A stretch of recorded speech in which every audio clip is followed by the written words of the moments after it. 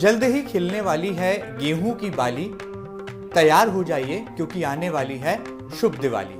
इस बार की दिवाली होगी बागेश्वर धाम वाली दिवाली। हमारे साथ मौजूद हैं बागेश्वर धाम सरकार पंडित धीरेन्द्र कृष्ण शास्त्री जी। शास्त्री जी, इस दीपोत्सव के त्यौहार पर आपका बहुत बहुत स्वागत है एमपी न्यूज परिवार में। आपको और आपके पूरे एमपी न्यूज परिवार के दर्शकों को खूब खूब धन्यवाद और शादी।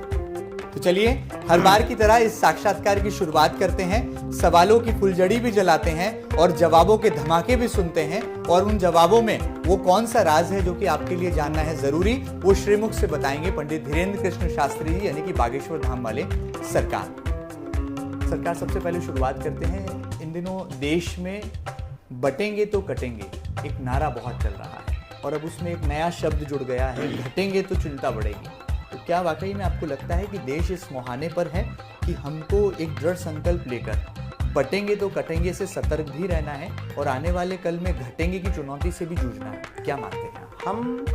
बहुत ही, एक होता कॉन्फिडेंस, एक होता ओवर कॉन्फिडेंस।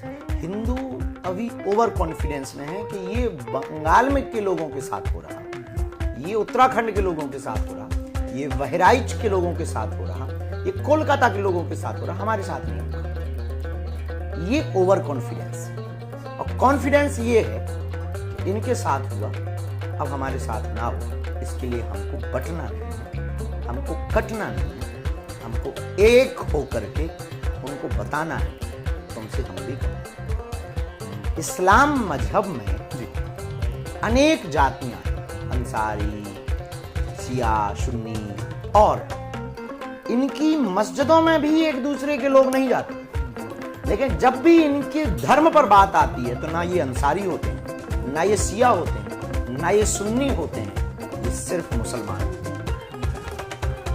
उसी प्रकार अगर हिंदू एक बार हमारी इस बात को समझ ले कि जब भी तुम्हारी बेटी पर, चाहे वो बहराइच की मिश्रा की घटना हो, चाहे वो पालघर के संतों का मारना हो, चाहे वो कोलकाता की डॉक्टर विद्या की घटना हो, अथवा वो 35 टुकड़े हो श्रद्धा के, अथवा फिर वह कन्हैया लाल दर्जी का मर्डर हो राजस्थान में, अथवा फिर रामचरितमानस का जलाना होवे, या फिर बंगाल का जलना होवे, बिल्कुल, अगर इन घटनाओं को आप देखेंगे तो आप ये समझ जाइए कि अगर आप अभी भी चुप बैठे हैं तो आप ओवर कॉन्फिडेंस में हैं, और वो दिन दूर नहीं है कि जब आप चलेंगे भी, जब आप कटेंगे भी, तब आप चिल्लाएंगे कि बागेश्वर बाबा ठीक कह रहा था कि हम सब हिंदू एक हैं। इसके लिए अब करो या मरो की बारी है, क्योंकि भारत पर संकट भारी है। हमारा विवाद इसलिए होता है क्योंकि हम ये बात 10 साल पहले बोल रहे हैं। बड़ी बात है, आपने भविष्य देख लिया है भारत का, इसलिए ये चिंता आज से शुरू कर रहे हैं। और इन लोगों को इसलिए दिक्कत लग रही है कि बाबा इसलिए बोल रहा है कि ताली बजवाना, क्योंकि हम 10 साल पहले बोल रहे हैं, बिफोर टाइम। तो ये बात अगर हम 10 साल बाद बोलते प्रासंगिक लगती, तो प्रासंगिक इनको लगती। बस यही हमारी कमी है। इसलिए जो नारा चल रहा है उत्तम है। इसलिए हमने अभी एक विषय उठाया है, जात पात भेदभाव और छुआछूत को जड़ से हमें मिटाना है, हमें भारत भव्य बनाना है। हिंदू आपने कहा, अपने नाम के पहले हिंदू लिखिए या नाम के बाद हिंदू लिखना शुरू कीजिए। क्या ये शुरुआत है बागेश्वर धाम वाले सरकार के मिशन की, जो आपने सपना संजोया है, जो परिकल्पना आपने तैयार की है कि एक दिन ऐसा आएगा जब भारत हिंदू राष्ट्र कहलाएगा? तो क्या ये तो ट्रेलर है, अभी फिल्म बाकी है? फिल्म बाकी, नंबरिंग चल रही है। ओके, अभी पिक्चर बाकी।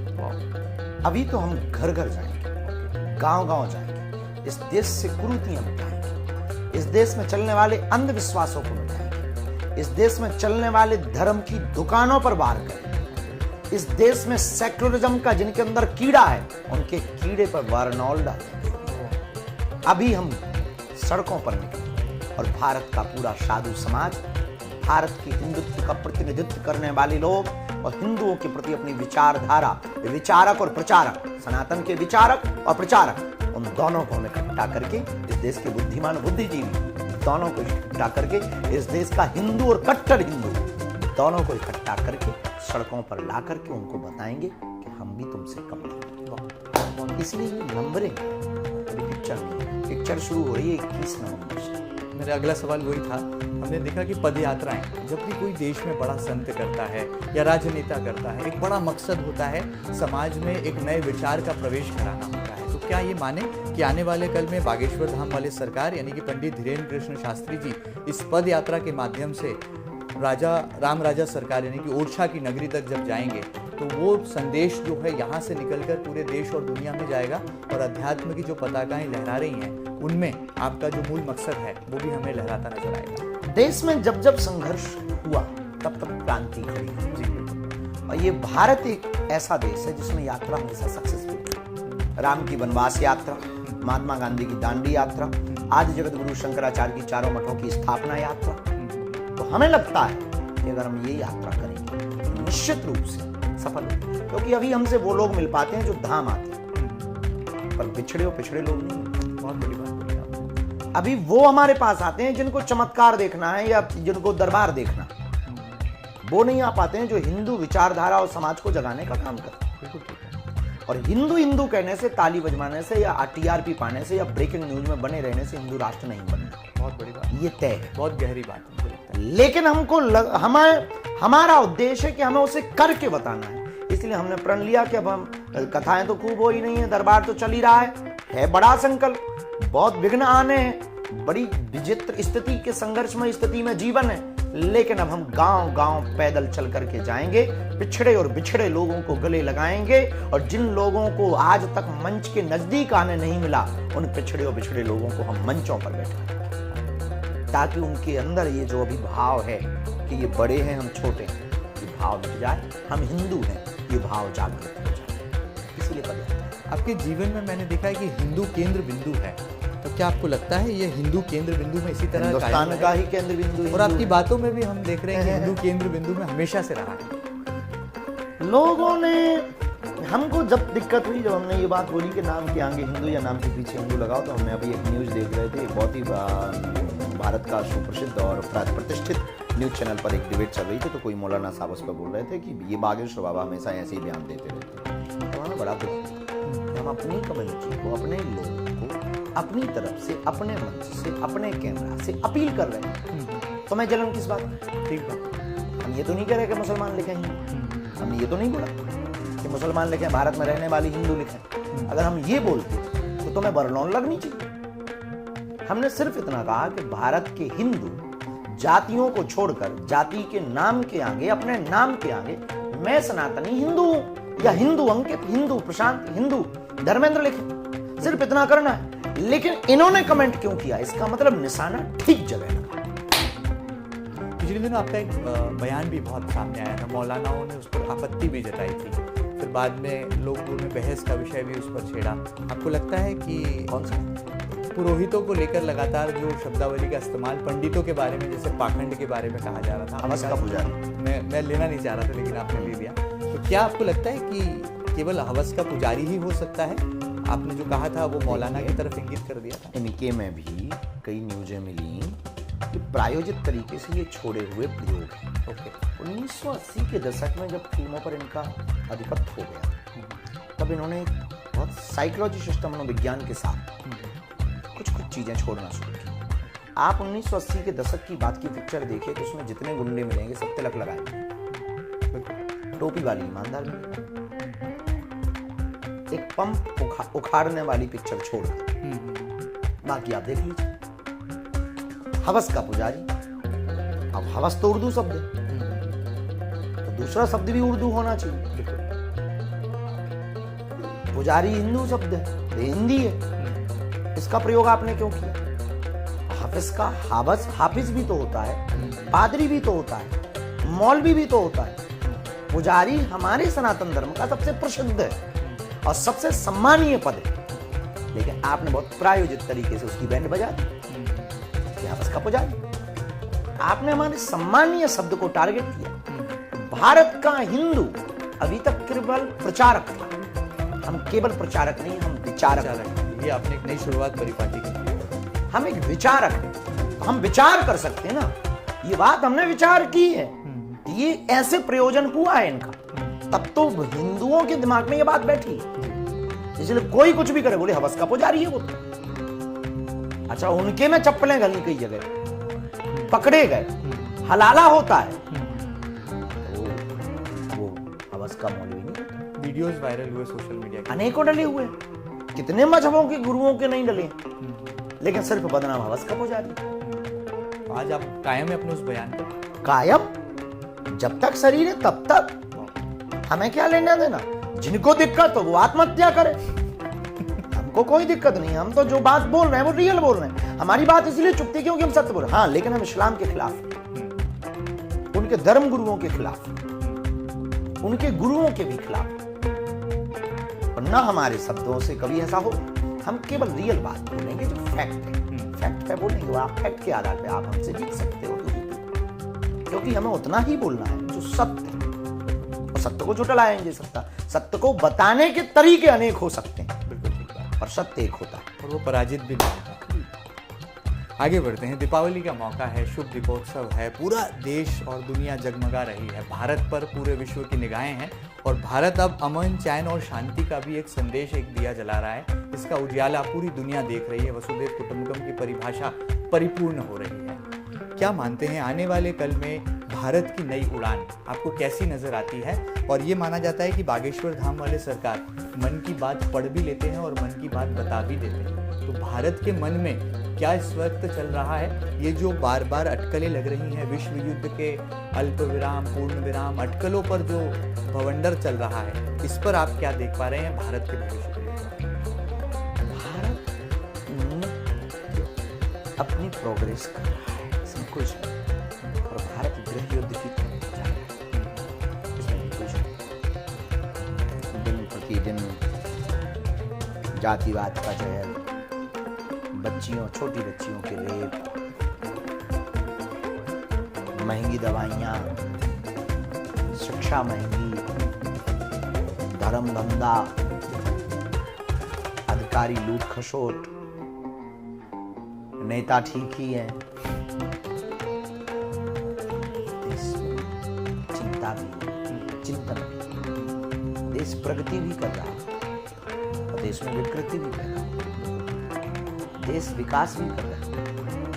कुछ जगहों पर छोटे छोटे टुकड़ों में बंटने का विकास भी कर रहा है। देश अखंड होने का सपना भी देख रहा है, खंड खंड होने की स्थिति भी है। देश आगे बढ़ रहा है, लोगों की सोच पीछे। बहुत बड़ी बात, बहुत गहरी बात। तो भारत के मन की बात अगर पढ़ी जाए तो भारत को भारत बनाने के लिए पहले हमें कट्टर हिंदुस्तानी बनना है, सच्चा हिंदुस्तानी। अब हम कभी फिलिस्तीन के नारे लगाते, कभी पाकिस्तान के नारे लगाते, खाते आप भारत का और झंडे भी लहराते, झंडे आप पाकिस्तान का लहराते, खाते आप भारत का, गाते आप पाकिस्तान का। जय फिलिस्तीन बोलते हैं, वो भी संसद में बोलते हैं। भारत विकास तो कर रहा है और ये खंड खंड की बात कर रहा है। तो भारत के मन की बात पढ़ी जाए तो पहले इनको ठिकाने लगाओ। ये गुनहगार आखिर है कौन? जो बोल रहे हैं वो आपके टारगेट पर हैं ये लोग? कोई नहीं, हम टारगेट में नहीं होते। हम अपनी बात बोलते हैं, अपना काम करते हैं, मस्ती में चलते हैं। हम किसी को टारगेट नहीं बनाते क्योंकि ये हमारे कंपटीशन के लायक नहीं है। स्तरहीन है, स्तरहीन। अच्छा भाई, आपकी पार्टी कैसी चल रही है? हनुमान जी की पार्टी, जिसका जिक्र आप अक्सर किया करते थे कि हनुमान जी की पार्टी खूब अच्छी चल रही है, खूब जय श्री राम, सीताराम, साधु जी सीताराम के नारे लग रहे हैं। युवाओं को इस हनुमान जी की पार्टी से कितना जोड़ने में कामयाब हुए हैं पंडित धीरेन्द्र कृष्ण शास्त्री? युवा बताएंगे, पर अच्छी चल रही है, बढ़िया। और उसका परिणाम ये है कि हिंदू जाग रहा है, हिंदू हिंदुत्व की बात कर रहा है। युवा आज हिंदुत्व के लिए सोच रहा है। अब इनको शिक्षा की तरफ हिंदू होने का मतलब सिर्फ हिंदू नहीं, हिंदू धर्म ग्रंथों को पढ़ करके होने का मतलब और आप एक हरफन मौला अंदाज हम इन दिनों देख रहे हैं। हमने देखा कि आप कभी ट्रैफिक अफसर बन जाते हैं, ट्रैफिक सुधारने के लिए खुद सड़क पर उतर जाते हैं। फिर हमने ये भी देखा कि जब नशाखोरी में लिप्त युवाओं को आप देखते हैं, नशे के आकंठ में डूबे युवा को देखते हैं, तो आपको गुस्सा भी आता है, आक्रोश भी आप जताते हैं और उसके खिलाफ शंखनाद भी कर देते हैं।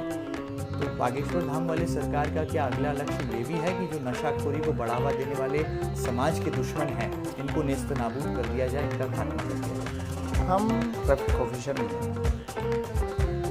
प्रशासन के साथ मिल करके सहयोग, यातायात भूमिका निभा, यातायात नियमों का पालन करने के लिए लोगों को जागरूक करें। दूसरी बात, हमारे ही गांव में नशा बहुत बढ़ गया था। बहुत दारूखोरी, आसपास बहुत होटल्स होम स्टे हो गए हैं, व्यभिचार करने वाले लोग आ गए थे। अगल बगल के गांव वाले बहुत मदिरा विक्रय कर रहे थे, जिससे धाम का माहौल खराब हो रहा था। बंदे लोग कुछ यहाँ पर धंधे करने लगे थे, होटल्स का, रेस्टोरेंट का, पी करके धंधे कर रहे थे, और इससे धाम की छवि खराब हो रही थी, हमारी साधना खराब हो रही थी। 9 दिन हमने मौज कुछ प्रयोग किए हैं कि अब धाम पर भारत को सुधारना है तो पहले हम गाँव को सुधारेंगे, गाँव को सुधारने के पहले एक समाज को सुधारेंगे, समाज को सुधारने के पहले हम खुद को सुधारेंगे। इसलिए उस प्रण को ले करके हमने नशा के खिलाफ क्रोध तो नहीं पर अपने अधिकार की बात की, लोगों को जगाने की बात की, लोगों की ताकत उनको बताने की बात की कि अगर संगठित रहेंगे तो कोई भी कुछ व्यभिचार यहाँ नहीं कर पाएगा। गांव के लोगों ने बहुत मदद की, आसपास के लोगों ने बहुत मदद की। अभी कुछ कंट्रोल भी है, जो बचे हैं वो कंट्रोल करेंगे, और आसपास के क्षेत्र में 3-4 गाँव में नशा मुक्ति अभियान बहुत तेज गति से। अभी आज हमने प्रण लिया है, नारायणी सेना बनाएंगे महिलाओं की, उनका नाम रखेंगे नारायणी सेना। दारू बेचने वाली, पीने वालों के दरवाजे पर 500 महिलाओं को चप्पल लेकर, तो ये नई सेना मैदान में आने वाली है। उसका नाम है नारायणी सेना। महिलाओं के सम्मान में नारायणी सेना मैदान कहा जाए, वही नारायणी। चलिए, बहुत बढ़िया। आपने महिलाओं को भी जो है एक तरह से धर्म, अध्यात्म और समाज सुधार की दिशा में जोड़ने के लिए एक बड़ा कदम उठाया है। कोई अपील आपको लगता है आप महिलाओं से करें ताकि वो घर की 4 दीवारी में रहकर संस्कार और संस्कृति की बातें तो हो रही हैं, लेकिन जब समाज में वो निकलती हैं तो वातावरण उन्हें उसके अनुकूल नहीं दिखाई देता, संस्कृति विकृति में तब्दील हो जाती है। माताएं बच्चे के संस्कार के देने वाली प्रथम गुरु होती है। माँ अगर शिक्षित हो तो बच्चा शिक्षित हो। हमारे ऊपर जितना भी ये प्रभाव है तो हमारे गुरु का तो है, पर हमारी माँ का है। हमने अपनी माँ से जो सीखा उसको बीज के रूप में माँ ने बीजारोपण किया, तो पौधे के रूप में विकसित हमारे गुरु ने किया। और जब पौधे के रूप में विकसित हमारे गुरु ने किया तो उसको फूल और फल के रूप में हमने अपने विचारों से किया, तो छायादार पेड़ हो। तो अगर माँ शिक्षित होगी, माँ अगर समाज के लिए सोचेगी, माँ अगर राष्ट्र के लिए सोचेगी, तो हमें लगता है कि इस देश में हर घर से विवेकानंद होगा। और जब तक हर घर से विवेकानंद नहीं होगा तब तक आप राष्ट्रभक्ति को बढ़ावा नहीं दे सकते। हमारी माँ से हमने 2017 में कहा कि हम सबकी सेवा कर लेते हैं, आपकी सेवा नहीं कर पाते हैं, मन हमारा खिन्न रहता है, अच्छा नहीं लगता है। तो हमारी माँ पढ़ी लिखी नहीं, पर उसने एक बहुत ही दार्शनिक, ऐसा लगा कि जैसे कोई पश्चिमी दार्शनिक बोल रहा हो। तो माँ ने कहा कि बेटा कोई बात नहीं, हमारी उम्र की जितनी भी माताएं तुम्हारे दरबार में आए तो उनकी सेवा करते समय यह समझना कि तुम हमारी ही सेवा करो। बहुत सुंदर, बहुत सुंदर। तो आज माँ मिस करती हैं क्योंकि अब तो आप देश नहीं बल्कि दुनिया के युवा स्मार्ट परफेक्ट संत हैं। और मुझे लगता है कि जो फैन फॉलोइंग बागेश्वर धाम वाले सरकार की है वो देश में फिलहाल तो कहीं किसी युवा संत के पीछे नजर नहीं आती। फैन फॉलोइंग के पीछे नहीं, आपके अनुयायियों की बात करें, हमारे जो फैन फॉलोइंग तो ऐसे हवा है, फैन का मतलब पंखा है, पता नहीं कब बंद हो जाए। आपके पागलों की बात पर आपके पागलों की संख्या तो की बात। अच्छा, पागल का मतलब उनको हम पागल मेंटल भी नहीं बोलते हैं। पागल का मतलब दीवानगी, जो दीवानगी है, सनातन के प्रति, राष्ट्र के प्रति जुनून है। तो ऐसा तो हम नहीं मानते हैं, ये तो हमें पता नहीं है कि कितने लोग जुड़े हैं। ये पता है कि हम जो भी हैं, ट्रांसपेरेंसी है, हम जो अंदर हैं वो बाहर है, और हम अपने लिए जीते नहीं। हमारा सपना है सिर्फ राष्ट्र के लिए जीना, और हमारा उद्देश्य सिर्फ राष्ट्र को आगे बढ़ाना। हमारा उद्देश्य सिर्फ हिंदुत्व को आने वाले 500 साल में इतने तरीके से सुरक्षित करके जाना है कि बाबर जैसे 500 भी पैदा हो जाए तो हमारे हिंदुत्व का बाल बांका रखना। तो जो बाबर जैसे लोग इनके लिए खटरी बांधने की तैयारी कर रही है, प्रॉपर तरीके से तैयारी शुरू हो गई है, शंखनाद हो चुका है।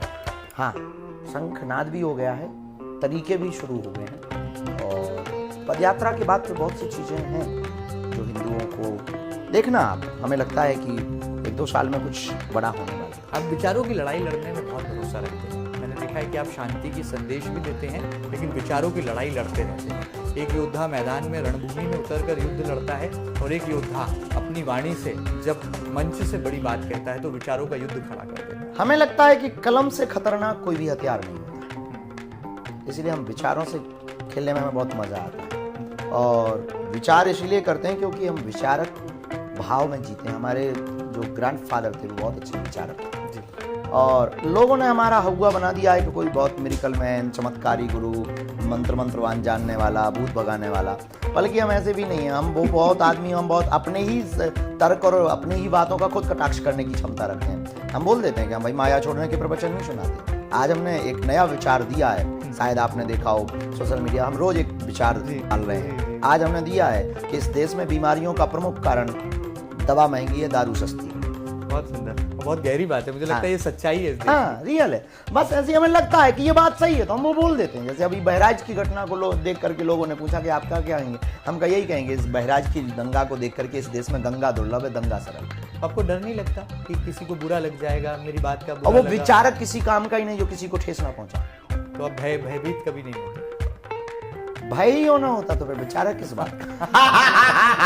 हमने कहा ना कि वो विचारक किसी काम का नहीं जो किसी की आत्मा को ठेस ना पहुंचाए। ये अब्राहम लिंकन ने कहा था। जी, बहुत बड़ी बात है। शब्दों से खेल लेते हैं, विचारों से भी खेल रहे हैं। क्रिकेट की दुनिया में आपको बहुत दिनों से हमने देखा नहीं है। खेल के मैदान पर जो आपका गली क्रिकेट है, क्या वो भी बरकरार है, या जब वक्त मिलता है तो थोड़ा पसीना बहाने के लिए, के शारीरिक व्यायाम के लिए क्रिकेट में समय निकाल लेते हैं? कम हो गया है, व्यस्तता बहुत बढ़ गई है, बोझ बहुत हो गया। इस देश में गुरु बनना बहुत कठिन है, चेला बनना बड़ा अच्छा है। गुरु बनने के बाद जिम्मेदारी बहुत आ जाती है। वही चिंता है, राष्ट्र कैसे बचेगा, लोगों की सेवा हम कैसे कर पाएँ, बुंदेलखंड की महिमा को कैसे बढ़ा पाएँ, राष्ट्र को कैसे आगे बढ़ा पाएँ, जात पात को कैसे दूर कर पाएँ, ऊंच नीच को कैसे मिटा पाएँ, छुआछूत को कैसे मिटा पाएँ, वही मनस्ता को कैसे मिटा पाएँ।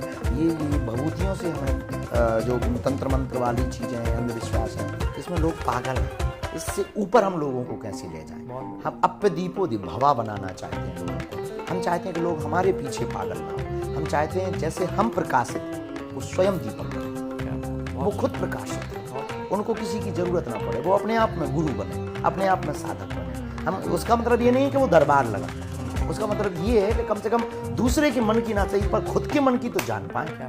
इतना विचारवान, इतना विवेकशील, इतनी फिलॉसफी तो उसकी अच्छी होनी चाहिए।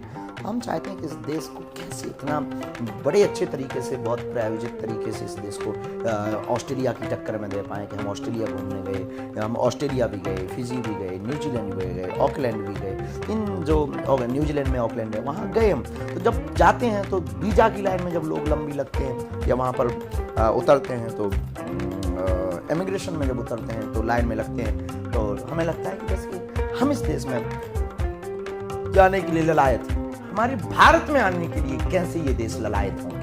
हमारा सोच बहुत ग्लोबली है, और उसी ग्लोबली सोच के कारण दिन रात वो चलता रहता है। तो अब क्रिकेट तो कम हो गया है, पर शब्दों का क्रिकेट जारी है। वाह, बहुत सुंदर। अभी भी बाउंड्री लगा रहे हैं। मैं तो फुल टॉस ही झेला रहा हूँ अभी आपको। अच्छा, हमने देखा है कि आप फॉरेन रिटर्न हुए और आपने 7 समंदर पार कई देशों की यात्राएं भी कर ली, वहाँ का अनुभव भी आप लेकर के आए, और आपके अनुभव में वो बातें अब परिलक्षित होती हैं, अभिव्यक्त होती हैं। अंग्रेजी कितनी सुधर गई है, क्योंकि जो अंग्रेजी आपकी शुरुआत में टूटी फूटी हम देखते थे, अब उस वोकैबुलरी में बहुत सुधार हो गया है और आप परफेक्शन की तरफ अपनी अंग्रेजी भाषा को ले जा रहे हैं। हम अंग्रेजी के सुधार पे अभी काम नहीं कर रहे हैं, खुद के सुधार पे काम कर रहे हैं। अंग्रेजी एक भाषा है, हम अपने भाव के सुधारने पे कर रहे हैं। तो अंग्रेजी ठीक है अपनी जगह, जितने शब्द याद हो जाते हैं उतने शब्द पढ़ते तो है नहीं। ये सुने कि कुछ आते हैं, कुछ फॉरेनर्स डिवोटीज हैं, वो आते हैं तो बैठते हैं तो अब अंग्रेजी में बोलते हैं, तो उसको कैच करते हैं कि ये क्या बोल रहा है। तो बाहर में गया, मनोरंजन करेंगे, चल भाई तू भी बोला। आपका वाईफाई सेव कर लेता है जो कैच। हाँ, ब्रेन का वाईफाई सेव कर लेता है। तो बस उसी प्रकार से वो अंग्रेजी को देख रहे हैं। ऐसी इसलिए थोड़ा सा इम्प्रूव हुई है, इसमें कोई समझ इम्प्रूव हुई, अंडरस्टैंडिंग अच्छी हो गई है, समझ पा रहे हैं हम अंग्रेजी को, बोलने के तरीके, और वो वॉक टॉक बोलने लगे, वो बॉडी मूवमेंट, वैसा जेस्चर एंड पोस्चर। एक फिल्म का डायलॉग भी है, I can talk English and I can walk English because English is very funny language. तो आप उस तरफ बढ़ रहे हैं, पर उद्देश्य उस तरफ बढ़ना नहीं, अपनी मातृभाषा की तरफ रहना, हिंदुत्व पर कायम रहना। हाँ, नहीं, ज्ञान सबका होना चाहिए। इसका मतलब ये नहीं है, इतना ऐसे भी नहीं हो चाहिए कि अंग्रेज हमको अंग्रेजी में गाली दे जाए, हम थैंक यू बोल दें।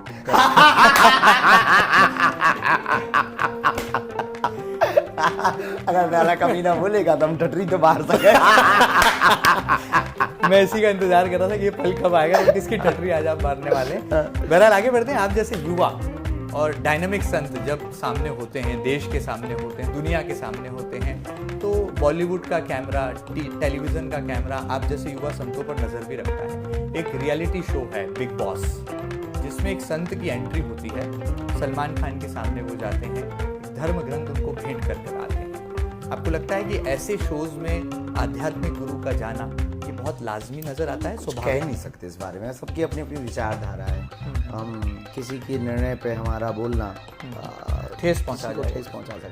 कुछ कह नहीं सकते कि किस विचारधारा से क्या गए हैं, करो।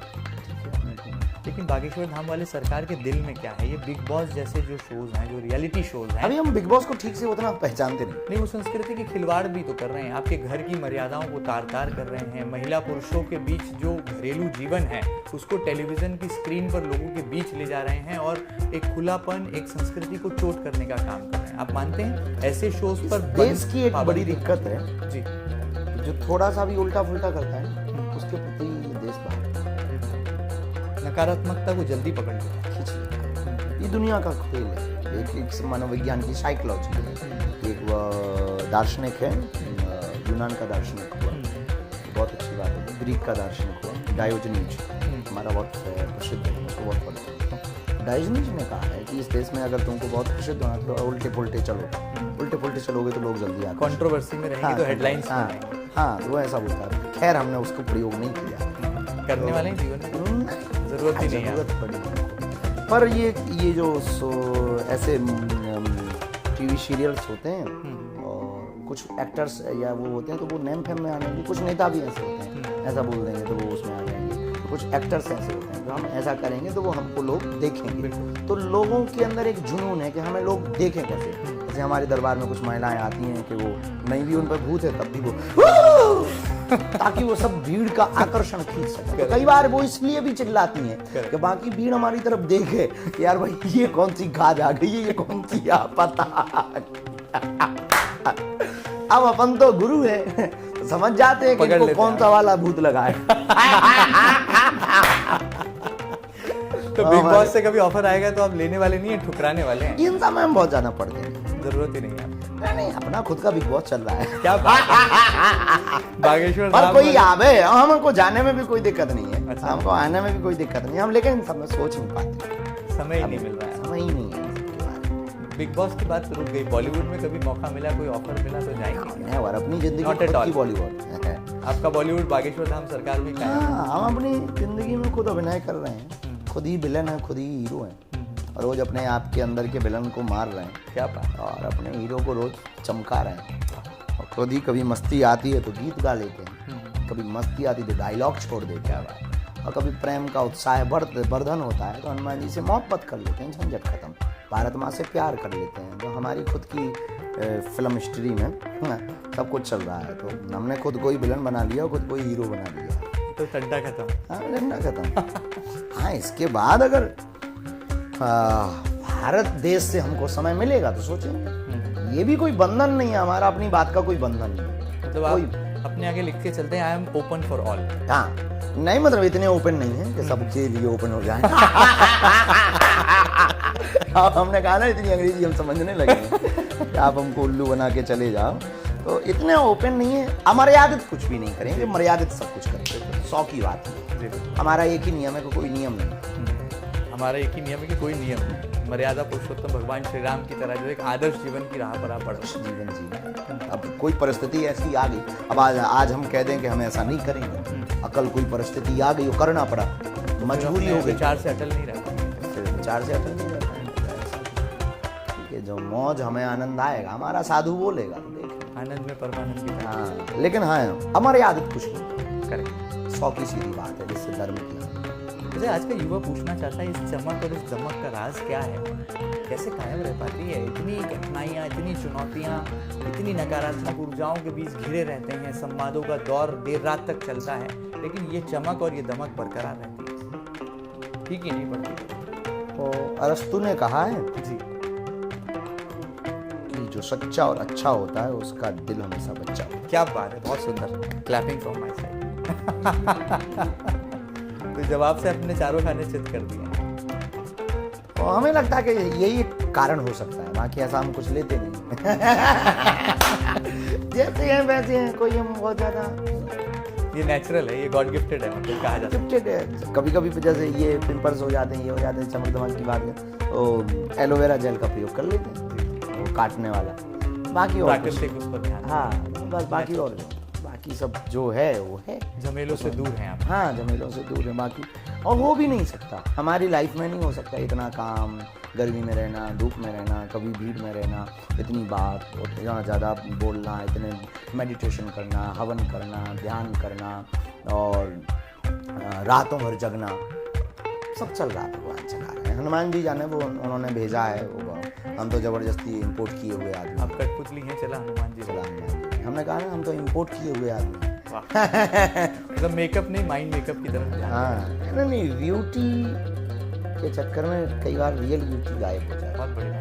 और वास्तविक ब्यूटी गायब नहीं होती, नेचुरल ब्यूटी जो होती है उसका आकर्षण होता तो रिफ्लेक्ट होती है, दिखाई देती है, महसूस की है। जाती है। महसूस की जा सकती बहुत बढ़िया। है, क्योंकि ब्यूटी से आकर्षित होकर के आप पास तो आ जाएंगे, पर नेचुरल ब्यूटी नहीं मिलेगी तो आप टिक नहीं पाएंगे। बहुत बढ़िया। तो टिकने के लिए नेचुरल ब्यूटी का प्रयोग करना चाहिए। अच्छा, दीपावली का मौका है, ज़्यादा वक्त आपका लूँगा नहीं, लेकिन एक धमाकेदार जवाब की ज़रूरत मुझे लगता है। एक ऐसा रस्सी बम मुझे चाहिए आपसे जो इस दीपावली पर इस देश को एक बड़ा संदेश दे। हम देख रहे हैं कि इस देश में जब भी कोई बड़ा घटनाक्रम होता है, गोलीकांड होता है, हाल ही में मुंबई में बाबा सिद्दीकी का मर्डर हुआ, नाम आया लॉरेंस बिश्नोई की गैंग का। इस देश में जब देश के दुश्मनों को मारा जाता है तब नाम आता है लॉरेंस बिश्नोई का। एक लॉरेंस बिश्नोई जेल में बंद है, लेकिन देश की बुराइयों के खात्मे के लिए कहा जाए कि बड़ी बड़ी घटनाओं के पीछे अपराध जगत में जिम्मेदारी लॉरेंस बिश्नोई का गैंग ले लेता है। क्या सच्चाई है वाकई में? क्योंकि आप तो सब जानते हैं, मन की बात भी पढ़ते हैं, लेकिन जिम्मेदारी लेता है गैंग। और कई एक नहीं, ऐसी कई घटनाओं की पुनरावृत्ति हो रही है। अब ये चिंतन का विषय भी बन रहा है कि लॉरेंस बिश्नोई के पास ऐसी कौन सी सुपर पावर है।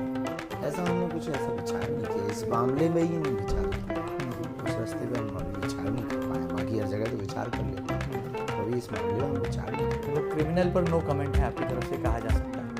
अभी अब उस पर हमने विचार नहीं किया है, तो जवाब देना ही उचित नहीं है। जब लगेगा कि ये बात ये ऐसी हो सकती है, हमारी जो मति कहेगी तो हम उस पर जवाब देंगे। चलिए, जाते जाते क्या लगता है, देश का युवा वो कौन से पंख अपने तैयार करे ताकि आने वाले कल में जिस हिंदू राष्ट्र का सपना आप संजो रहे हैं, उस हिंदू राष्ट्र के सपने को भी हम साकार कर पाएं, और सही मायनों में धर्म और अध्यात्म का जो महत्व है वो युवा अगर अपने जीवन में आत्मसात कर ले तो सच्ची सफलता और इस जीवन के सफर का जो डगर है उसमें वो सफल राह को पा पाए, अपनी मंजिल को छू पाए। हमें कॉन्फिडेंस में तो जीना है, पर ओवर कॉन्फिडेंस में नहीं जीना। बहुत बड़ी बात है। कॉन्फिडेंस, मैं श्रेष्ठ हूँ, ये कॉन्फिडेंस है, और केवल मैं ही श्रेष्ठ हूँ, ये ओवर ये ओवर बहुत कॉन्फिडेंस बड़ी है। बात है। और सफल होने के लिए हमें उनको नहीं देखना है जो विफल हुए, सफल होने के लिए उनको देखना है जो सफल हुए। सिद्धार्थ महात्मा बुद्ध हो सकते हैं, नरेंद्र विवेकानंद हो सकते हैं, एक साधारण सा बालक स्कूल से भगाया जाने वाला बालक थॉमस एडिसन हो सकता है, एक पूरे शरीर से विक्षिप्त वैज्ञानिक स्टीफन हॉकिंग हो सकता है, एक साधारण सा बालक धीरेन्द्र कृष्ण शास्त्री हो सकता है, एक साधारण से परिवार में जन्मा हुआ राष्ट्रपति हो सकता है, और एक माँ जिसकी मर गई और पिता के द्वारा पीटा गया बालक अमेरिकन राष्ट्रपति 16वां राष्ट्रपति अब्राहम लिंकन हो सकता है। तो निश्चित रूप से ये तय है कि इस दुनिया में अगर पुरुषार्थ करें हम भी वो हो सकते हैं जो ये लोग हो चुके हैं। इसलिए हमको कॉन्फिडेंस में रहना है, ओवर कॉन्फिडेंस में नहीं रहना है। शिक्षा एक ऐसा दूध है जो भी पिएगा वो शेर बनता है। बहुत सुंदर। तो आप देश में शेर बनाना चाहते हैं। देश में हम शेर बनाना चाहते हैं, शिक्षा ही एक ऐसा है, और तब तक उसको बढ़ना चाहिए जब तक अक्षर प्राप्त हो। युवाओं को एक ये करना चाहिए, दूसरा युवाओं को मंदिरों में शनिवार और मंगलवार जाने की आदत डालनी चाहिए, इससे विचार भी शुरू होते हैं। अपनी प्राचीन संस्कृति का संस्कार का भी निर्माण, हिंदू एकता का परिचय मिलता है। 21 नवंबर से 29 नवंबर तक जो पद यात्रा है उसको आप घर बैठ करके भी सपोर्ट करो या मरो की बारी है, क्योंकि भारत पर संकट भारी है। हाँ, दीपावली आई है, जी, आपने कहा कि एक फटाका और बम चाहिए, जी, तो पहले तो एक दिया शहीदों के नाम, जी, ये जो आज दीपक प्रज्वलित किया है, जी। रघुनाथ जी के सामने, क्योंकि ये पहली ऐसी दीपावली है जी बिल्कुल, जो कि अयोध्या में जो है राम जी के रामलला के भव्य मंदिर को लेकर उसके बना। एक दिया हमने शहीदों के नाम प्रज्वलित किया है, पर दीपावली आई है तो दीपावली पर ज्ञान फैलने वालों को हम बम देना चाहते हैं, सुतली बम। वो बम ये है, होली आती है तो पानी बेकार होता है, दिवाली आती है तो प्रदूषण हो जाता है, 1 जनवरी को इनकी नानी मर जाती है 31 की रात को पार्टियां मनाते हैं, और जब हलाला होता है तो इतने जीवों की हिंसा होती है। तब बकरीद के दिन इतने जीवों की हिंसा होती, तब ये ज्ञान नहीं देते। 1 जनवरी को ये ज्ञान नहीं देते, और दीपावली और होली को जरूर ज्ञान देते हैं। तो इनसे यही कहना है कि बुरा ना मानो, होली है, अगर ये ज्ञान पेला तो हमने सुतली बम रखा। चलिए, तो ये थे बागेश्वर धाम वाले सरकार, बेबाक हैं, दबंग हैं और अपनी बात पर अटल हैं, कायम हैं। शायद इसीलिए बागेश्वर धाम वाले सरकार के सामने लाखों अनुयायी उनकी एक बात पर लहरा भी जाते हैं, और जब वो कुछ कहते हैं तो हमारे दिल की बातों को वो अपने दिल से मंचों से बयां कर जाते हैं। कहा जा सकता है कि इस दीपावली पर, जैसा कि गुरु महाराज यानी कि पंडित धीरेन्द्र कृष्ण शास्त्री जी ने बड़ा संदेश दिया है कि आप जीवन में कॉन्फिडेंट रहें, लेकिन ओवर कॉन्फिडेंस की दिशा में कतई ना जाएं। लेकिन इसके साथ साथ मैं एक चीज और जोड़ूंगा गुरुदेव आपकी अनुमति से, कि अपने दिल में, अपने जहन में ईर्ष्या के दिए ना जलाएं, बल्कि मिलनसारिता, प्रेम और सद्भाव के दिए जलाएं, ताकि प्रतियोगिता नहीं, हम आगे आने वाले समय में उपयोगिता की तरफ अपने देश को ले जा पाएं।